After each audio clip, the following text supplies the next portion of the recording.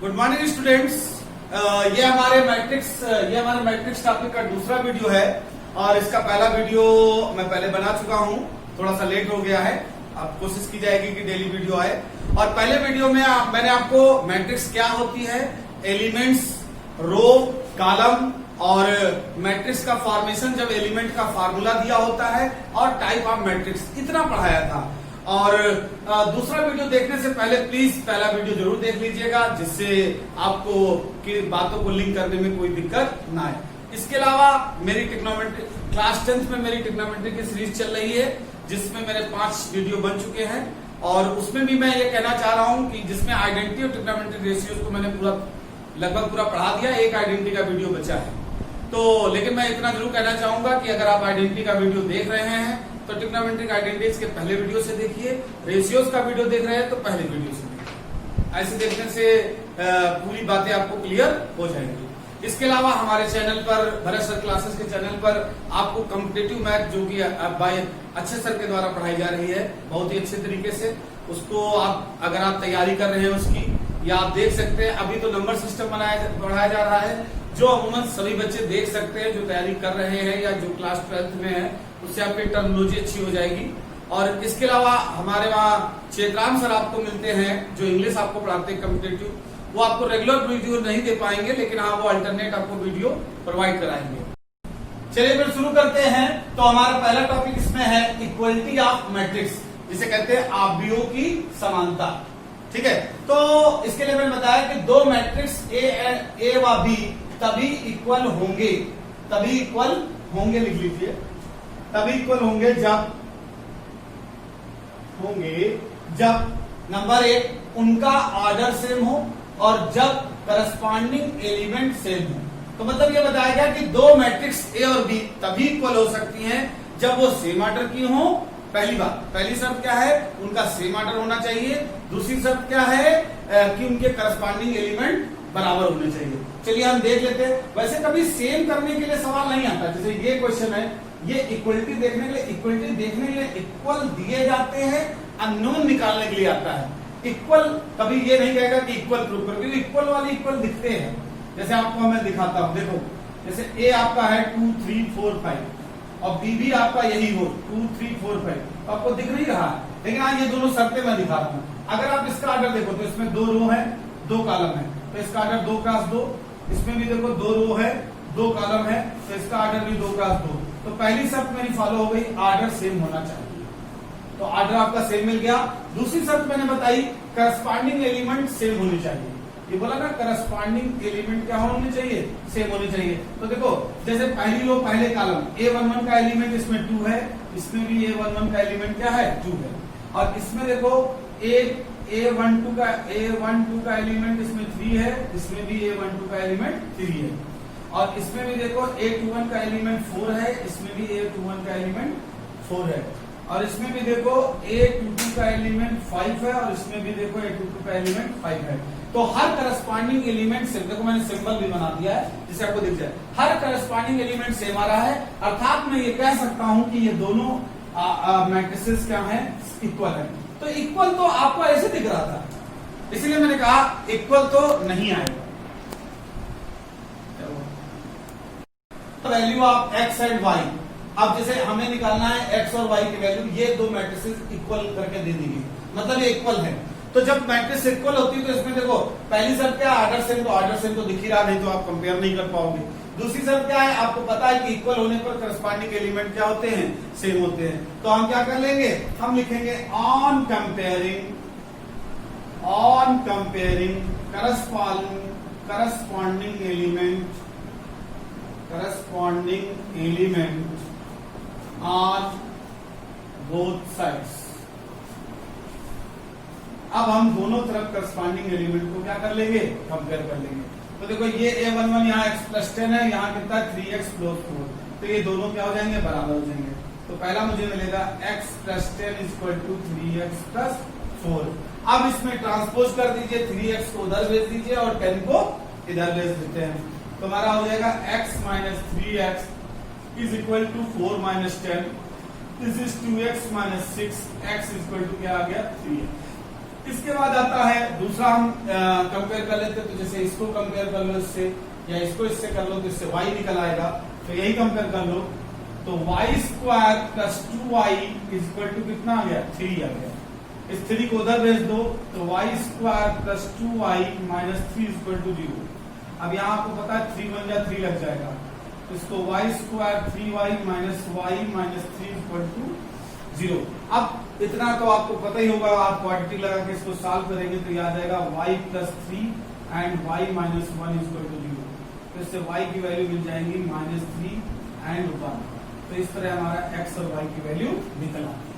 हाँ, इक्वलिटी का मैंने एक दूसरा क्वेश्चन और दिया है, तो मैं ज्यादा नहीं बता रहा हूँ। इसमें भी आप यही लिख देंगे, on comparing corresponding element on both side. तो आप करस्पॉन्डिंग एलिमेंट कंपेयर करिए, तो देखिए जैसे इसकी कंपेरिजन इससे हो जाएगी,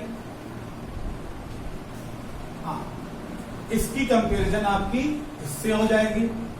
तो आपको पहला मिलेगा x minus y equal to -1, और दूसरा आपका ये कंपेयर होके ये इसकी कंपेरिजन इससे हो जाएगी। तो दूसरी इक्वेशन मिल जाएगी 2x minus y equal to 0। This is equation 1, this is equation 2। अगर हम इनको सबट्रैक्ट, देखो ये तो पता ही होगा इक्वेशन सॉल्व करने में सेम साइन आता है, तो सबट्रैक्ट करते हैं तो कट जाता है। तो आप सबट्रैक्ट कर दीजिए, सबट्रैक्शन में नीचे के साइन चेंज कर दिए जाते हैं, फिर कट गया। माइनस एक्स इक्वल टू कितना आ गया, माइनस एक्स इक्वल टू 0 पे साइन का कोई मतलब नहीं होता, लगाना जरूर होगा।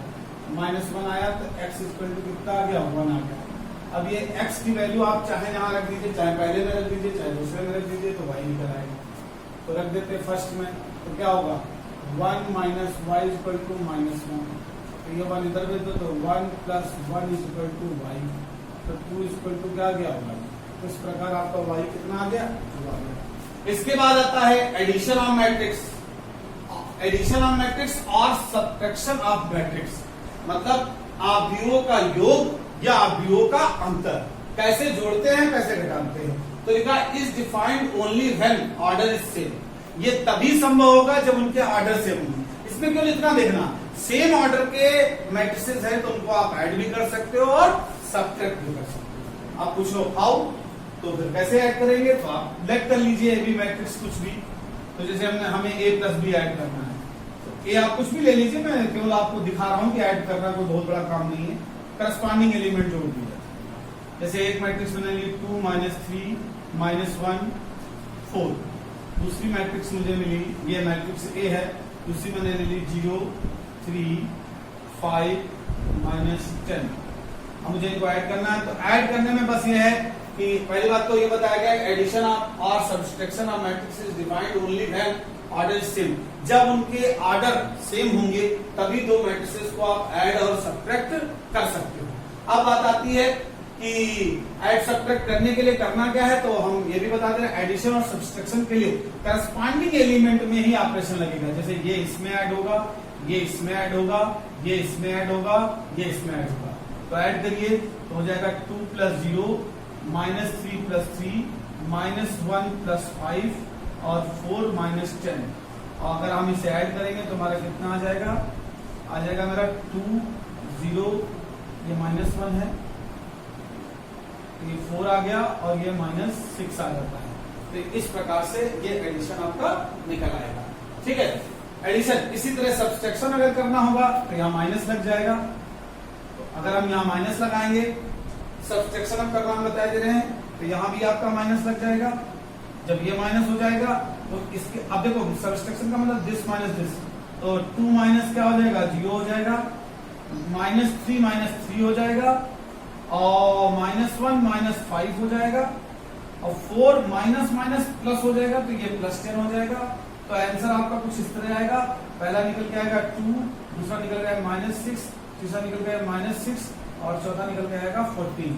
तो ये आपने एडिशन और सब्ट्रैक्शन, हाँ दोनों में, ये मैंने नहीं दिखाया कि दोनों में आप देख लीजिए कि अगर एडिशन सब्ट्रैक्शन हुआ है तो उसका कारण ये है क्योंकि इन दोनों का ऑर्डर सेम था। देखो ये भी 2 + 2 है, ये भी 2 + 3, तभी एडिशन सब्ट्रैक्शन करना है जब ऑर्डर सेम होगा। अच्छा, ऑर्डर सेम ना होने पर क्यों नहीं होगा, तो उसका कारण है कुछ एलिमेंट बच जाते हैं, वो हम एक सवाल ले लेते हैं। अगर ऑर्डर सेम ना हो तो क्यों नहीं होगा,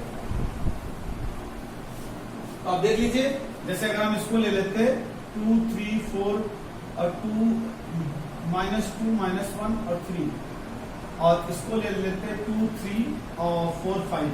तो देखो ये वाला इसमें ऐड हो जाता, ये वाला इसमें ऐड हो जाता, ये वाला इसमें ऐड हो जाता, ये वाला इसमें ऐड हो जाता, लेकिन 4 3 के लिए करस्पॉन्डिंग एलिमेंट ही नहीं मिलते, इसीलिए। और ये आर्डर सेम नहीं, क्योंकि ये किस आर्डर का है 2 × 3 और ये किस आर्डर का है 2 × 2, तो इनके आर्डर नहीं सेम है, तो उस कारण इन एलिमेंट्स को कोई भी इसमें एलिमेंट नहीं मिल रहा है, तो इनका एडिशन संभव नहीं है। समझ में आई बात? अच्छा, इसके बाद अब आता है प्रॉपर्टीज ऑफ एडिशन। अब मुझे एडिशन की प्रॉपर्टीज पढ़नी, सब्सट्रैक्शन की कोई विशेष प्रॉपर्टीज नहीं होती है, तो उसमें कुछ प्रॉपर्टीज हैं।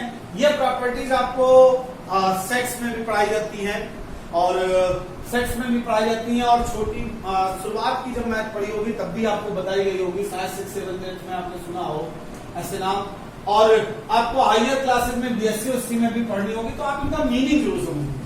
तो सबसे पहले आता है प्रॉपर्टीज। अब हमें चलिए अब आप properties of addition of matrix देख लेते हैं, मतलब आव्यूह के योग की क्या गुण है।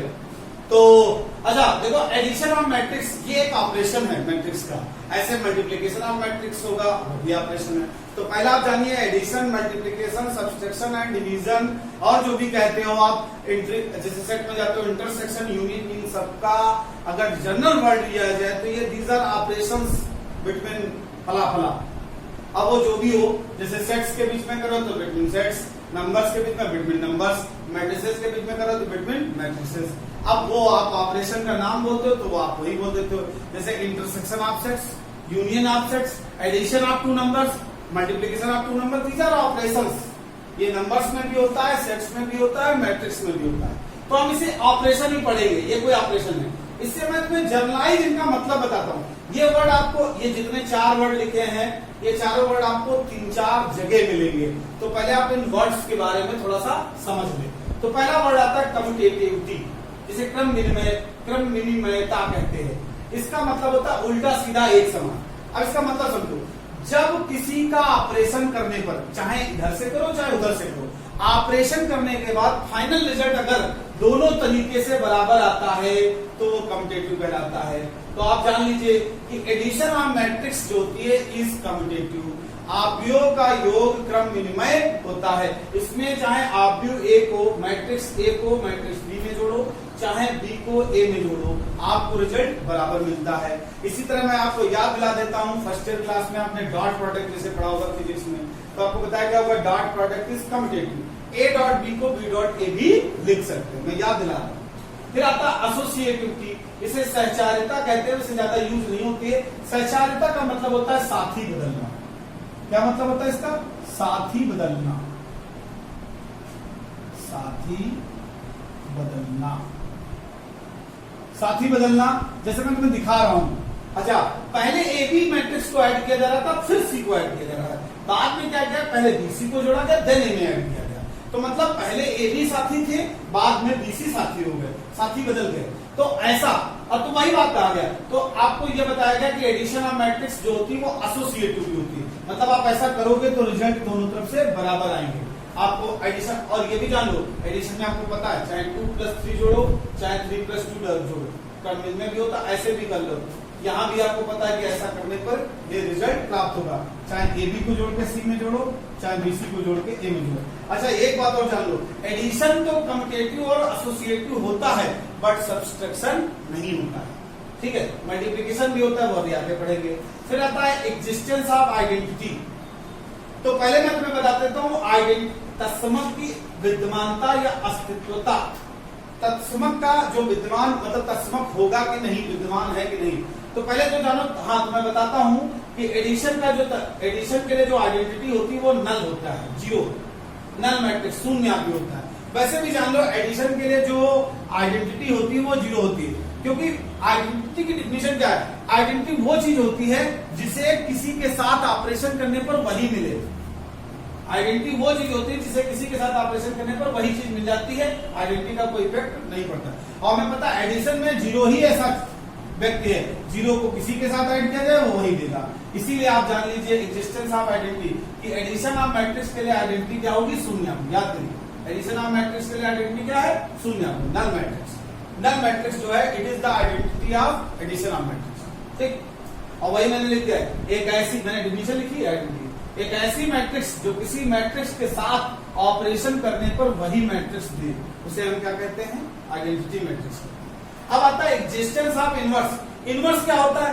इनवर्स भी एक ऐसी मैट्रिक्स है जो किसी मैट्रिक्स के साथ ऑपरेशन करने पर आइडेंटिटी मैट्रिक्स दे दे, मतलब आइडेंटिटी दे दे, मतलब मुझे जीरो पाना है तो तुम खुद ही सोच के बताओ, ए में ऐसा क्या जोड़े जो जीरो मिले, तो माइनस ए जोड़ेगी, इसका मतलब माइनस ए होता है क्या, इनवर्स। तो inverse of addition of matrix क्या होता है, माइनस ए। अगर मैट्रिक्स ए है तो एडिशन के लिए उसका इनवर्स क्या होगा, माइनस ए।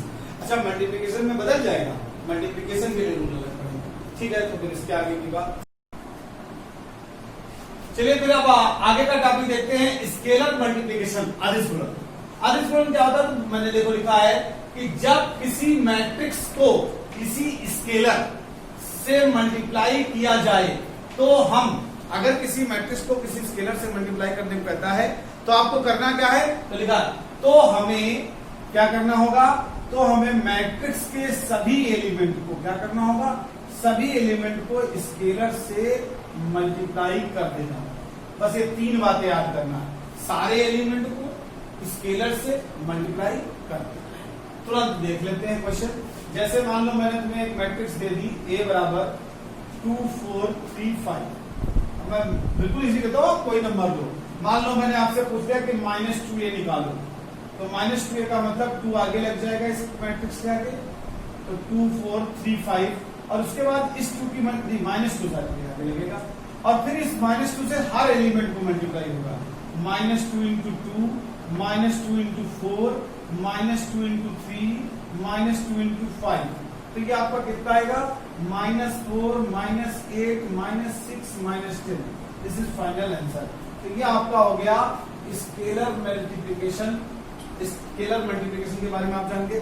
अब इसकी कुछ प्रॉपर्टीज है, ठीक है, तो प्रॉपर्टीज भी हम जान लेते हैं यहीं पर। तो स्केलर मल्टीप्लिकेशन की प्रॉपर्टीज क्या है, जरा जान लीजिए।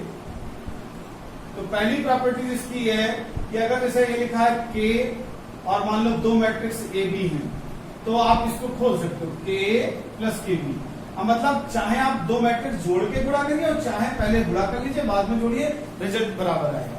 इसी तरह जैसे कभी ये लिखा है के प्लस है, मान लो स्केलर दो है और मैट्रिक्स एक है, तो चाहे पहले स्केलर जोड़ के मैट्रिक्स से गुणा करिए और चाहे आप इसको खोल लीजिए, अलग अलग करिए, ये एक ही बात जान लीजिए। स्मॉल लेटर यहाँ पर स्केलर्स को दिखा रहे हैं, मतलब वो कोई नंबर होंगे, ठीक है। और तीसरी बात कही गई, जैसे इधर ये लिखा है -k into a, तो इसको आप ऐसे भी लिख सकते हो -k, और चाहे इसको ये कर लो -k into a, और चाहे इसको ये बना लो k into -a।